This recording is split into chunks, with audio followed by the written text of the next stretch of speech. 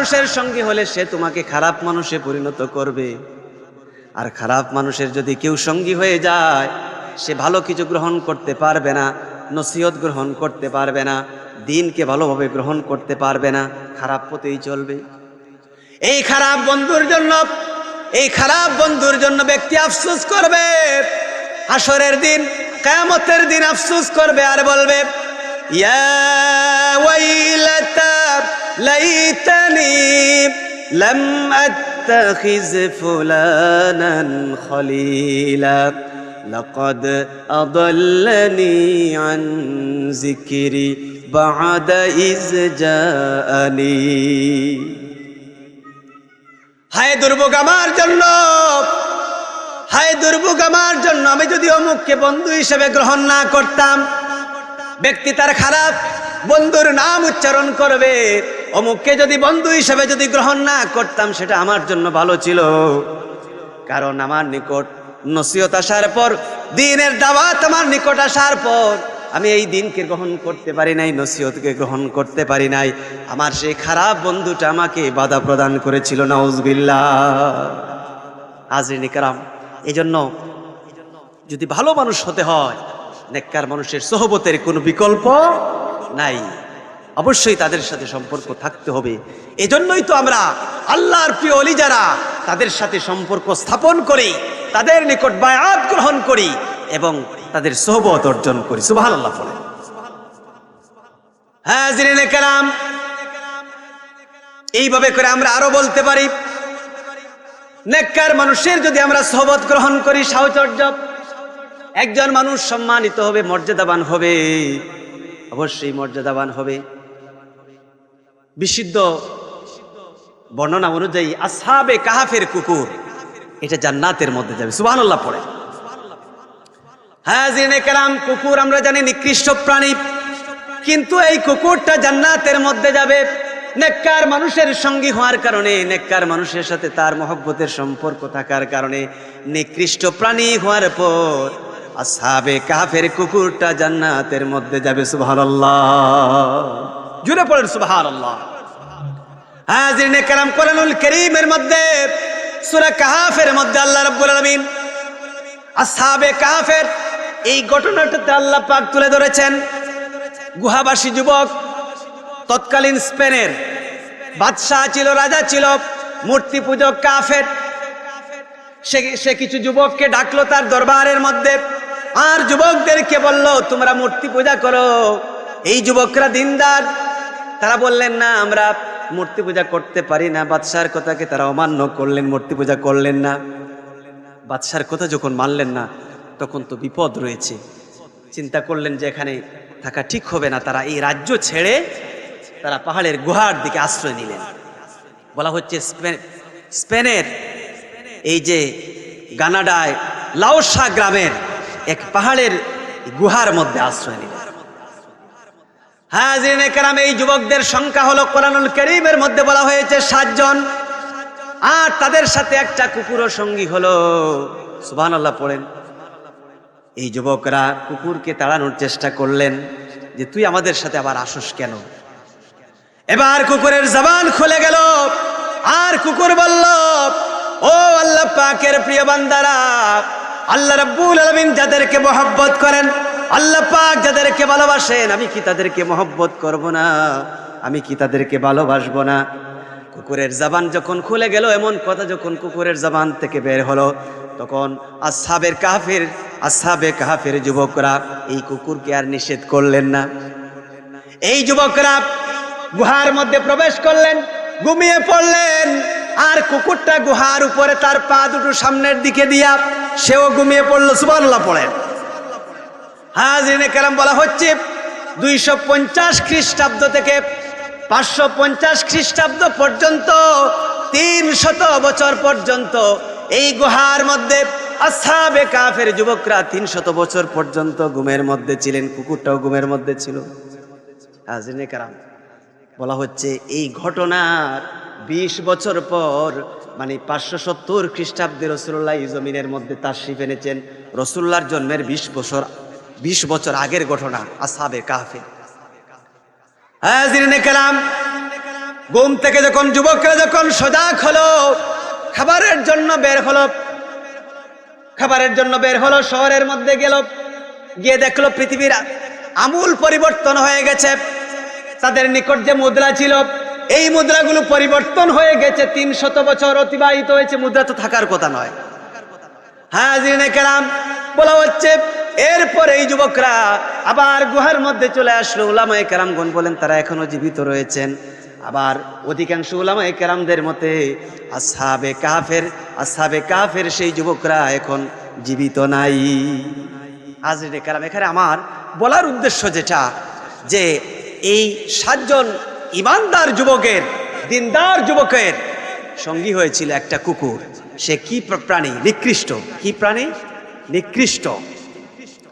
একটা নিকৃষ্ট প্রাণী হওয়ার পরে নেককার মানুষের সোহবত গ্রহণ করার কারণে এই কুকুরটা যদি জান্নাতের মধ্যে যাওয়ার সৌভাগ্য অর্জন করতে পারলো, সম্মান লাভ করলো না, অসম্মানিত হলো? সম্মানিত হয়েছে। এটা যদি হতে পারে, আমরা তো হচ্ছি ইমানদার মুসলমান, মুহাম্মদুর রাসূলুল্লাহর উম্মত। আমরা যদি আল্লাহ পাকের কোন দিনদার, ইমানদার, পরহেজগার, আল্লাহর কোন ওলির সাথে যদি আমরা মহব্বতের সম্পর্ক রাখি, সোহবত গ্রহণ করি, অবশ্যই আল্লাহ রাব্বুল আলামিন আমাদেরকে ইজ্জত দান করবেন। সুবহানাল্লাহ। আল্লাহ পাক যেন আমাদের সকলকে ইজ্জতের জিন্দেগি নসিব করেন, আমিন পড়েন। হাজিরিনে কেরাম, আল্লাহ পাকের প্রিয় বান্দাদের সোহবত গ্রহণ করলে আমাদের আর কি ফায়দা রয়েছে? প্রিয় হাজিরিন, বলা হচ্ছে যে আমরা এই যে আল্লাহর প্রিয় বান্দার সাথে যদি আমাদের সম্পর্ক থাকে, সোহবত গ্রহণ করি, তাহলে আমাদের তাজকিয়ায়ে নফস, আত্মা পরিশুদ্ধ হবে। এই অন্তরকে পরিশুদ্ধ করার প্রয়োজন আছে না নাই? আছে, অবশ্যই আছে। হাজিরিনে কেরাম, অন্তরকে বিশুদ্ধ করতে হবে। অন্তরের মধ্যে রোগ রয়েছে, কুরআনুল কারীমের মধ্যে আল্লাহ পাক বলেছেন, ফি কুলুবিহিম মারাদুম ফাযাদাহুমুল্লাহু মারাদা। এটা কাফিরদের অন্তরের কথা। আল্লাহ পাক বলেন তাদের অন্তরের মধ্যে রোগ রয়েছে, আর আল্লাহ রাব্বুল আলামিন সেই রোগকে আল্লাহ রাব্বুল আলামিন আরো বৃদ্ধি করে দেন। নাউজুবিল্লাহ। অন্তরের রোগ কি? হিংসা, বিদ্বেষ, অহংকার, লোক দেখা রোগ, এগুলো হলো অন্তরের রোগ। এইরকম আরো অনেক কিছু রয়েছে যেগুলো হলো অন্তরের রোগ। এই অন্তরের রোগ যদি কোনো মানুষের মধ্যে থাকে, ওই মানুষটা কিন্তু সফল নয়। এজন্য হাজিরিনে কেরাম, অন্তরকে বিশুদ্ধ করতে হবে। এই অন্তরকে যেন বিশুদ্ধ করার দায়িত্ব পালন করতে পারেন, সেজন্য আল্লাহ রাব্বুল আলামিন আপনার আমার নবী মুহাম্মদুর রাসূলুল্লাহ, সবাই পড়েন, সাল্লাল্লাহু আলাইহি ওয়াসাল্লামকে আল্লাহ পাক যে মহান মহান দায়িত্ব দিয়ে এই দুনিয়ার মধ্যে প্রেরণ করেছিলেন, এর মধ্যে আমার রাসূলুল্লাহর একটা দায়িত্ব ছিল তাজকিয়ায়ে নফস। সুবহানাল্লাহ পড়েন। অন্তরকে বিশুদ্ধ করা, এটা রাসূলুল্লাহর দায়িত্ব ছিল। রাসূল করিম সাল্লাল্লাহু আলাইহি ওয়াসাল্লাম থেকে পর্যায়ক্রমে এটা আউলিয়া কেরামদের মধ্যে এসেছে। আউলিয়া কেরামগণ তাজকিয়ায়ে নফসের কাজ করেন, মানুষের অন্তরকে বিশুদ্ধ করেন। হাজিরিনে কেরাম, আমার রাসূলুল্লাহর দায়িত্ব হলো, মহান দায়িত্বের মধ্যে তাজকিয়ায়ে নফস রয়েছে। কুরআনুল কারীমের মধ্যে আল্লাহ পাক ইরশাদ করেছেন, হুয়াল্লাযী বা'আসা ফিল উম্মিয়িনা রাসূলাম মিনহুম ইয়াতলু আলাইহিম আয়াতিহি ওয়া ইউযাক্কিহিম ওয়া ইউআল্লিমুহুমুল কিতাবা ওয়াল হিকমা ওয়া ইন কানু মিন ক্বাবলু লাফি দালালিন মুবিন। সুবহানাল্লাহ পড়ে। আল্লাহ পাক বলেন তিনি সেই মহান সত্তা যিনি আরবীয়দের মধ্য থেকে একজন রাসূলকে প্রেরণ করেছেন, যিনি তাদের সামনে তার আয়াতসমূহ, মানে আল্লাহর আয়াতসমূহ তেলাওয়াত করে শোনান। ওয়া ইউযাক্কিহিম, তাদেরকে পবিত্র করেন, তাদের অন্তরকে পবিত্র করেন, রোগ মুক্ত করেন। ওয়া ইউআল্লিমুহুমুল কিতাবা ওয়াল হিকমা, তাদেরকে কিতাবের শিক্ষা দেন, হিকমা শিক্ষা দেন, মানে সুন্নাতের শিক্ষা দেন। ওয়া ইন কানু মিন ক্বাবলু লাফি দালালিন মুবিন, বস্তুত ইতিপূর্বে তারা ঘোর পথভ্রষ্টতায় লিপ্ত ছিল। রাসূলুল্লাহর মহান চারটা দায়িত্বের কথা এই আয়াতের মধ্যে বলা হয়েছে। এর মধ্যে তাজকিয়া নফস একটা। অন্তর যদি বিশুদ্ধ না করা যায়, কিয়ামতের দিন আপনার কোনো নাজাত নাই। যে ব্যক্তি তার অন্তরকে বিশুদ্ধ করতে পারবে, সংশোধন করতে পারবে, কিয়ামতের দিন ওই ব্যক্তিটা সফল হবে। এই বিশুদ্ধ অন্তরটাই আল্লাহর বান্দার জন্য কাজে লাগবে। এজন্য কোরআনুল কারীমের মধ্যে আল্লাহ পাক বলেন, ইয়াউমা লা ইয়ানফাউ মালুন ওয়ালা বানুনা ইল্লা মান আতাল্লাহা বিকলবিন সালিম। সুবহানাল্লাহ। আল্লাহ রাব্বুল আলামিন বলেন, সেদিন ধন সম্পদ, সন্তান সন্ততি কোনো কিছুই কাজে লাগবে না। কিয়ামতের দিন, হাসরের দিন ধন সম্পদ, সন্তান সন্ততি কোনো কিছুই কাজে লাগবে না। কেবলমাত্র কলবে সালিম নিয়ে, বিশুদ্ধ অন্তর নিয়ে তাজকিয়া নফস করার পর একজন মানুষের অন্তর কলবে সালিম হয়ে যায়। বিশুদ্ধ অন্তর নিয়ে যারা আল্লাহ রাব্বুল আলামিনের সাথে সাক্ষাৎ করবে, এই বিশুদ্ধ অন্তরটাই আল্লাহর বান্দার জন্য সেটা কাজে লাগবে। সুবহানাল্লাহ, জোরে পড়েন সুবহানাল্লাহ। হাজিরিন কিরাম, সেজন্য অন্তরকে বিশুদ্ধ করার জন্য আপনি আল্লাহর ওলিদের নিকট যেতে হবে, তাদের সাথে মহব্বতের সম্পর্ক থাকতে হবে। তাদের সোহবত সাহচর্যের কোনো বিকল্প হতে পারে না। প্রিয় হাজিরিন, আল্লাহর ওলিদের সোহবত গ্রহণ করব, তাদের পরিচয় কিভাবে পাবো? উলামায়ে কেরামগণ বলেছেন, আল্লাহর ওলি পরিচয় করার 10টি আলামত রয়েছে। আমরা বিশেষ কিছু আলামতের কথা বলবো। আল্লাহ পাকের যিনি ওলি হবেন তিনি ইমানদার হবেন। ইমানদার ছাড়া কেউ আল্লাহ পাকের ওলি হতে পারেন না। কোরআনুল কারীমের মধ্যে আল্লাহ পাক ইরশাদ করেছেন, আল্লাহু ওয়ালিয়ুল্লাযিনা আমানু। আল্লাহ রাব্বুল আলামিন হলেন ইমানদারদের ওলি। আল্লাহ রাব্বুল আলামিন হচ্ছেন ইমানদারদের অভিভাবক। সুবহানাল্লাহ। হাজিরিনে কেরাম, এজন্য ওলি হতে হলে ওলির পরিচয় হলো, যদি কেউ ওলি হন অবশ্যই ইমানদার হতে হবে। ইমানদার ছাড়া কেউ আল্লাহর ওলি হতে পারেন না। হাজিরিনে কেরাম, আল্লাহর ওলিদের পরিচয় হলো এরা ফরজ ইবাদতের পাশাপাশি নফল ইবাদত বন্দেগী করবেন। আল্লাহ রাব্বুল আলামিন যত ইবাদতকে আল্লাহ পাক ফরজ করেছেন এগুলো তো করবেনই। ফরজ ইবাদতের পাশাপাশি নফল ইবাদত বন্দেগীও করবেন। তিনি হচ্ছেন আল্লাহ পাকের ওলি। হাদিস শরীফের মধ্যে এসেছে, হাদিসে কুদসি, ওমা তাকাররাবা ইলাইয়া আবদি বিশাইইন হাব্বা ইলাইয়া মিম্মা ইফতারাদতুহু আলাইহি ওমা ইয়াজালু আবদি ইয়াতাকাররাবু ইলাইয়া বিন-নওয়াফিলি হাত্তা উহিব্বা। সুবহানাল্লাহ। হাদিস শরীফের মধ্যে এসেছে, হাদিসে কুদসিতে এসেছে, আল্লাহ রাব্বুল আলামিন বলেন, আমি আমার বান্দার প্রতি যা ফরজ করেছি এর চেয়ে আমার নিকট প্রিয় কোনো আমল নাই যার মাধ্যমে আমার বান্দা আমার নৈকট্য অর্জন করতে পারে। আর আমার বান্দা নফল ইবাদত বন্দেগীর মাধ্যমে আমার নৈকট্য অর্জন করে। সুবহানাল্লাহ। এখানে বলা হলো যে আল্লাহ পাকের নিকট সবচেয়ে প্রিয় হলো এই যে ফরজ ইবাদত বন্দেগী, এবং এর মাধ্যমে আল্লাহর বান্দা আল্লাহ পাকের নৈকট্য হাসিল করেন। এবং আল্লাহ পাক বলছেন যে নফল ইবাদত বন্দেগীর মাধ্যমেও আল্লাহর বান্দা আল্লাহ পাকের নৈকট্য হাসিল করে। হাজিরিনে কেরাম, এজন্য আমরা দেখতে পাই আল্লাহ রাব্বুল আলামিনের প্রিয় বান্দা যারা, আল্লাহ পাকের ওলি যারা, এরা ফরজ ইবাদত বন্দেগী তো এগুলো করেন, পাশাপাশি নফল ইবাদত বন্দেগী করেন। হাজিরিনে কেরাম, যদি নফল ইবাদত বন্দেগী বেশি বেশি কাউকে করতে দেখেন তাহলে তিনি আল্লাহ পাকের ওলি। সুবহানাল্লাহ। হাজিরিনে কেরাম,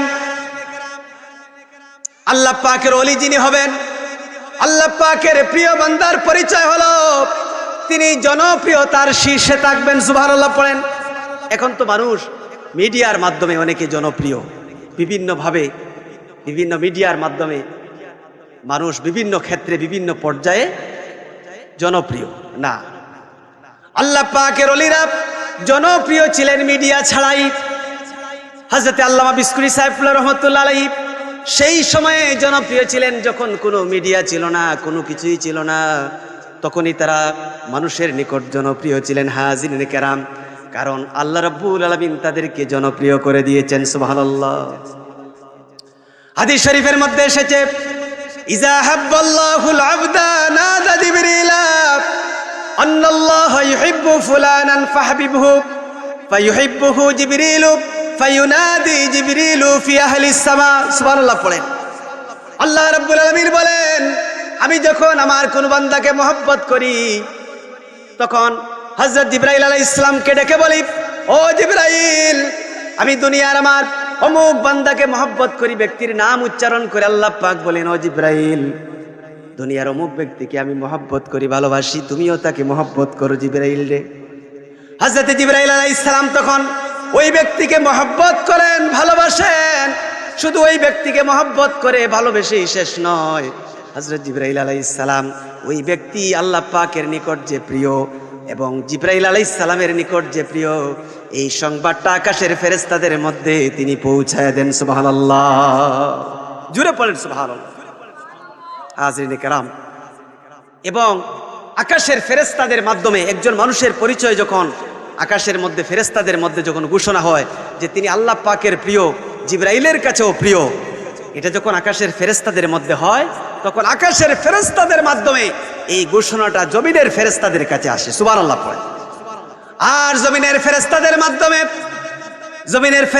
মাধ্যমে আল্লাহ পাকের প্রিয় বান্দার পরিচয়টা দুনিয়ার মানুষের হৃদয়ের মধ্যে পৌঁছে যায়। এজন্য হাজিরিনে কেরাম দেখবেন, আল্লাহ পাকের প্রিয় বান্দা যারা, দুনিয়ার মুসলমানরা, দুনিয়ার মানুষেরা এদেরকে মহব্বত করে, অন্তর থেকে মহব্বত করে, অথচ আল্লাহ পাকের ওই বান্দা তার অনেক দূরের মানুষ, কিন্তু ইমানদার হওয়ার কারণে ওই ব্যক্তির প্রতি মহব্বত সৃষ্টি হয়ে গেছে। এটা আল্লাহ পাক করে দিয়েছেন। সুবহানাল্লাহ। হাজিরিনে কেরাম, এইভাবে করে আল্লাহ পাকের প্রিয় বান্দাদেরকে আমরা পরিচয় করতে হবে এবং তাদের নিকট সোহবত গ্রহণ করতে হবে। অনেকে মনে করেন যে যদি কোনো কারামত না থাকে তাহলে তিনি ওলি হলেন নাকি। হাজিরিনে কেরাম, ওলি হওয়ার জন্য কারামত শর্ত নয়, শরীয়তের পাবন্দি অথবা সুন্নতের অনুসারী হওয়া, এটাই হচ্ছে ওলি হওয়ার জন্য শর্ত। হযরত মুজাদ্দিদ আল ফেসানি রহমাতুল্লাহ আলাইহি, তার দরবারে এক লোক 10 বছর তার দরবারে ছিলেন। এই লোকটা মোটামুটি একজন বুজুর্গ ছিলেন। 10 বছর থাকার পর মুজাদ্দিদ আল ফেসানি রহমাতুল্লাহ আলাইহির কোনো কারামত দেখতে পেলেন না। সিদ্ধান্ত নিলেন 10 বছর পর্যন্ত মুজাদ্দিদ আল ফেসানির দরবারের মধ্যে ছিলাম, তার কোনো কারামত আমি দেখতে পেলাম না, আর তার দরবারে থাকবো না, চলে যাব। হযরত মুজাদ্দিদ আল ফেসানি রহমাতুল্লাহ আলাইহি বিষয়টা বুঝতে পারলেন, অনুধাবন করলেন। ওই লোককে তিনি ডাকলেন আর বললেন, তুমি কেন চলে যাবে?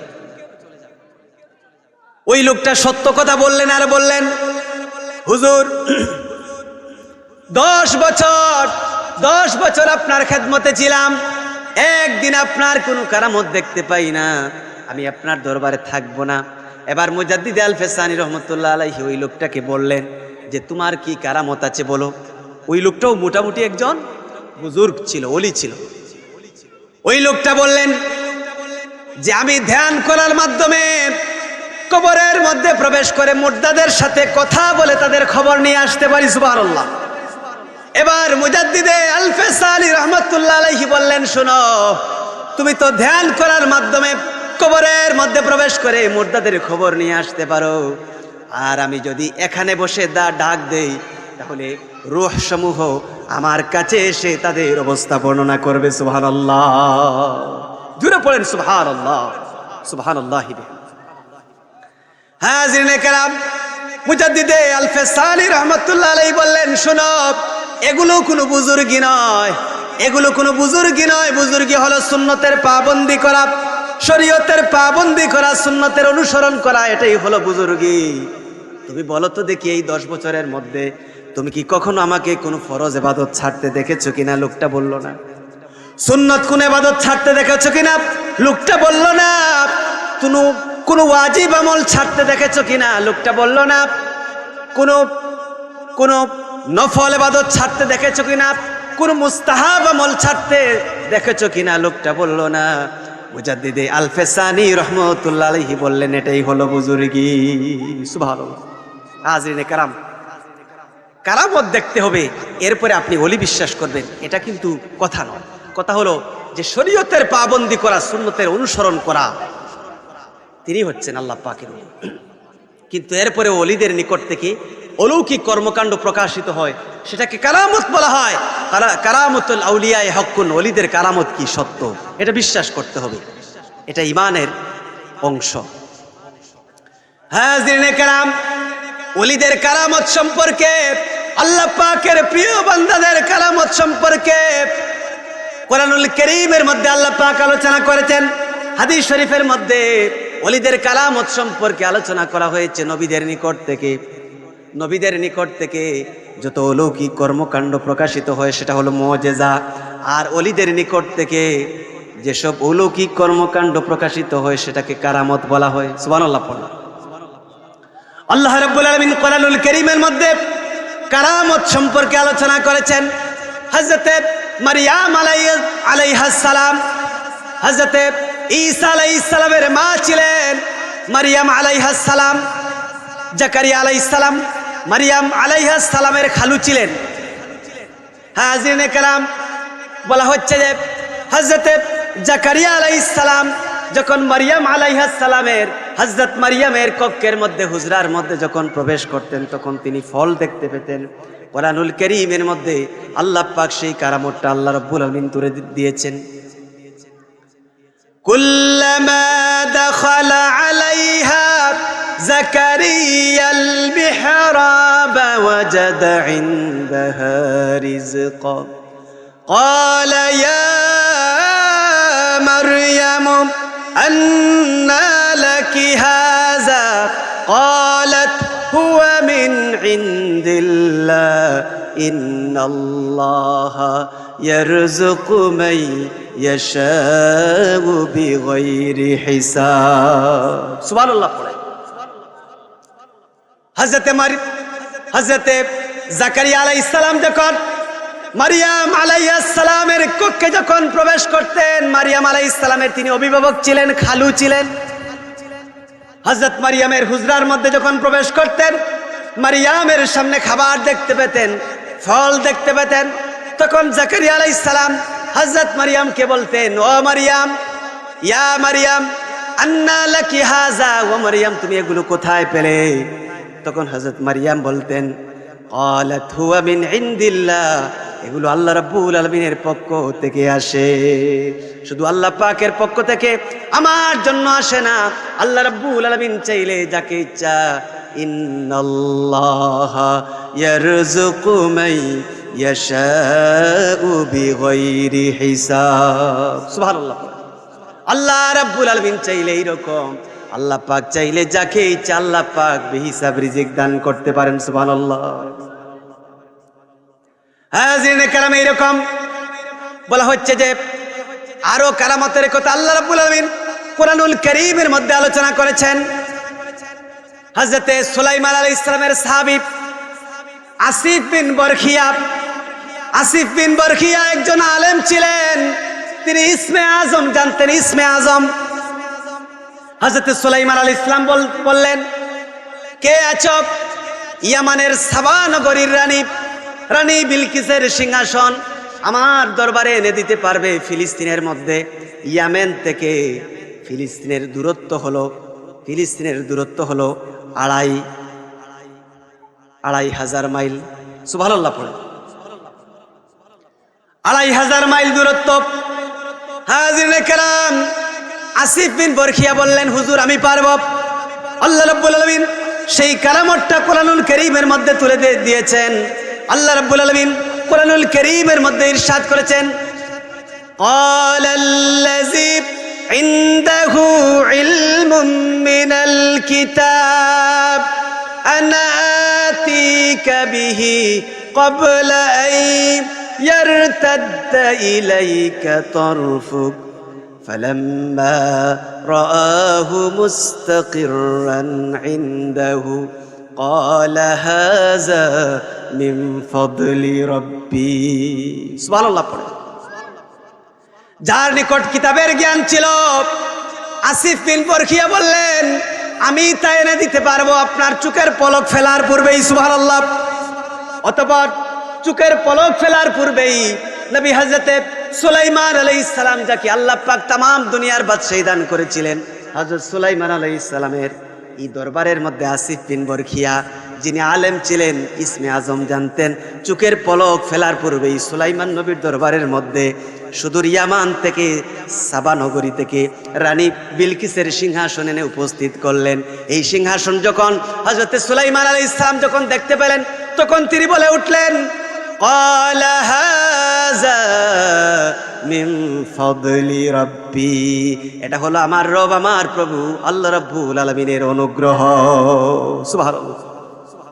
চোখের পলকের মধ্যে ২৫০০ মাইল দূর থেকে রানী বিলকিসের সিংহাসন এনে দিলেন। এটা তো আল্লাহ পাকের অনুগ্রহ ছাড়া আর কিছু হতে পারে না। এটাই হচ্ছে কারামত। সুবহানাল্লাহ। হাজিরিনে কেরাম, ইরাক বিজয় করার জন্য হযরতে ওমর রাদিয়াল্লাহু তাআলা আনহু মুসলিম সৈন্য পাঠালেন। ইরাকের মধ্যে হযরতে সাদ ইবনে আবি ওয়াক্কাস রাদিয়াল্লাহুর নেতৃত্বে ৬০,০০০ মুসলিম সৈন্য, তাদের সাথে গোলাও ছিল। যুদ্ধের মধ্যে মুসলিম সৈন্যরা বিজয় লাভ করলেন। ইতিহাসের মধ্যে লেখা হয়েছে এই যুদ্ধটার নাম হলো কাদিসিয়ার যুদ্ধ। এই যুদ্ধের মধ্যে মুসলমানরা জয় লাভ করেছেন। যাওয়ার সময় একটু সহজে নদী পার হয়ে গিয়েছেন, ইরাকের দজলা নদী। কিন্তু যুদ্ধ শেষ করে বিজয়ী হওয়ার পর আবার যখন ফিরে আসবেন, হাজিরিনে কেরাম, তখন দেখা গেল দজলা নদীতে স্বাভাবিকভাবে পানি বেড়ে গেছে। কিভাবে পার হবেন? এমন সময় হযরতে সাদ ইবনে আবি ওয়াক্কাস রাদিয়াল্লাহু, নবীজির সাহাবী, আল্লাহ পাকের উপর ভরসা করলেন। জুড়ে বলেন, কার উপর ভরসা? আল্লাহর উপর ভরসা করলেন আর দোয়া পাঠ করলেন। দোয়া পাঠ করে ৬০,০০০ মুসলিম সৈন্যকে গুলা সহ পানির উপর দিয়ে যাত্রা করলেন। সুবহানাল্লাহ। এবং সৈন্য সহ মালামাল সহ সকলেই মুহূর্তের মধ্যে, চোখের পলকের মধ্যেই ইরাকের দজলা নদী হযরতে সাদ ইবনে আবি ওয়াক্কাস রাদিয়াল্লাহু পার হয়ে গেলেন। সুবহানাল্লাহ। বলা হচ্ছে তাদের ঘোড়ার পায়ের মধ্যে পানি লাগে নাই, সৈন্যরা ভিজে নাই, মালামাল ভিজে নাই। সুবহানাল্লাহ। এটা কারামত হচ্ছে।